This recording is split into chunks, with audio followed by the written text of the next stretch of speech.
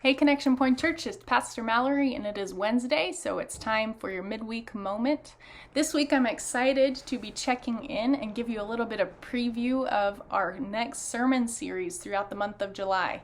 This Sunday, Pastor James is going to be kicking it off for us, but it's a series titled Faithful Stress.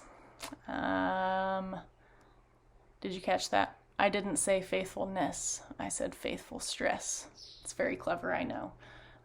But we have been praying, thinking about as a new church, meeting back together in so many ways in newness with these things, the Lays and this stuff and Lysol and all sorts of stuff happening.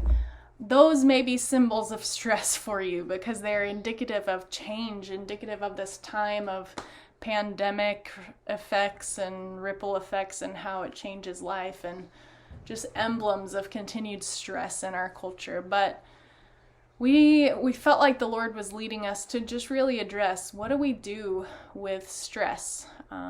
Should we as Christians be about just trying to make it go away, pretend it's not there, find the best ways to deal with stress, a coping strategy, things like that.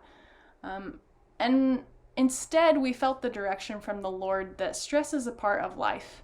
It isn't inherently a negative or positive thing. Stress is simply a push on us. And so how do we allow the Lord to make stress help us become more faithful? And so we were praying about that, and really led to the passage in Matthew chapter 26 of Jesus before he goes to be crucified, going to pray in the Garden of Gethsemane. And Jesus has this rhythm that he lives out, and it's agonizing, but it's good, and it's hard, but it's beautiful, of him reaching out to the Lord in the moment of probably the highest stress you could possibly have. I mean, literally, Jesus has the weight of the world on his shoulders.